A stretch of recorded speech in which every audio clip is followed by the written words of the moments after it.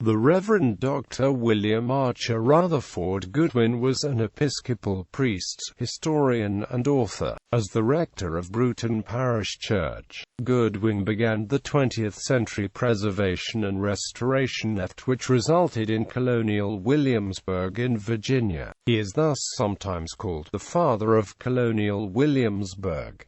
Early life. William Archer Rutherfoord Goodwin was born in Richmond, Virginia, only 4 years after the end of the American Civil War. His father, John Francis Goodwin, was the son of an Episcopal priest and a Confederate captain who returned wounded from the war and became a machinist in Virginia's capital to raise money to restore the family's devastated farm along the eastern edge of the Blue Ridge Mountains. There in 1868, John Francis married Letitia Rutherfoord, also came from one of the first families of Virginia. The small family soon returned to Norwood in Nelson County, Virginia, where Goodwin was raised along with his 2 younger sisters. After attending a private school at a local plantation and then the area's first public school, Goodwin graduated from Roanoke College in 1889 with a Bachelor of Arts degree. After some studies at Richmond College in 1890, he graduated from Virginia Theological Seminary in 1893 with a divinity degree. Career: ordained a deacon on June 23, 1893, 2 months before his father's death in Wytheville, Virginia. W.A.R. Goodwin was ordained a priest on July 1, 1894, and served St. John's Church in Petersburg for a decade, during which time the building was rebuilt. Dr. Goodwin also taught at the Bishop Payne Divinity School, preventing its absorption into Howard University in Washington, D.C., and securing acceptance of its curriculum within the Episcopal Church. In 1903, Goodwin became pastor of historic Bruton Parish Church in Williamsburg, a small city which had served as Virginia's capital from 1699 until 1780.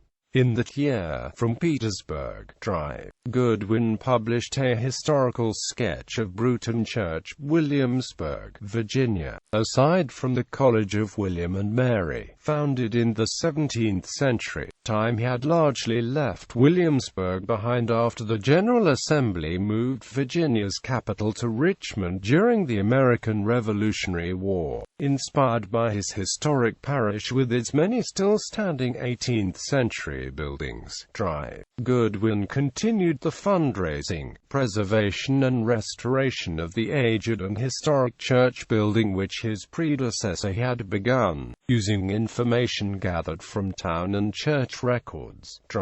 Goodwin successfully led completion of the church's restoration in 1907, the 300th anniversary of the establishment of the Episcopal Church in America at nearby Jamestown. In that year he also published Bruton Parish Church Restored and its Historic Environment. In 1909, Goodwin accepted a position at another historic church, St. Paul's Episcopal Church in Rochester, New York, founded by R.T. Rev. John Henry Hobart, and did not return to Virginia full-time until 1923, when the president of the College of William and Amp. Mary, J.A.C. Chandler recruited the clergyman to head its Biblical Literature and Religious Studies department.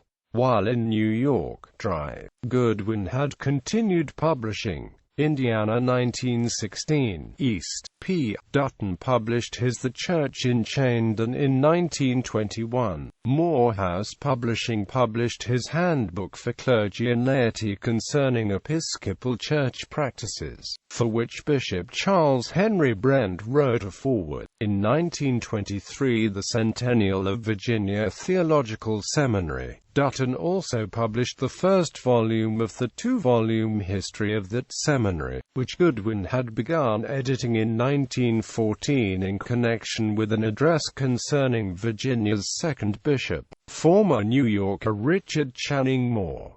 Upon returning to Williamsburg, Goodwin also resumed serving as rector of Bruton Parish Church, a position he held until his retirement in 1937. The additional deterioration and loss of other 17th and 18th century structures during the years of his absence in New York shocked Goodwin and galvanized him into action. In 1924, fearing that the other many historic buildings in the area would be destroyed, Goodwin began a movement to preserve the district's remaining colonial-era buildings. As his primary source of funding, Goodwin used his contacts in New York and Philadelphia, and fortunately enlisted John D. Rockefeller, Jr., and his wife Abby Aldrich Rockefeller, stimulating both their interest in the historic town and the generosity which financed its restoration and reuse as a living history museum. Working with a small group of confidants, Goodwin acted as Rockefeller's straw buyer and acquired dozens of properties located in and near in what would become the restored area. Williamsburg attorney Vernon M. Geddy, Sr., did much of the title research and legal work and later drafted the Virginia corporate papers for the project and filed them with the Virginia State Corporation Commission. Mr. Geddy served briefly as the first president of the Colonial Williamsburg Foundation. Together, the local team and the New York-based Rockefellers made Goodwin's dream of restoring the old colonial capital come true, creating what grew to become Colonial Williamsburg. A public announcement finally revealed the Rockefellers' role at two town meetings in the historic city held in June 1928.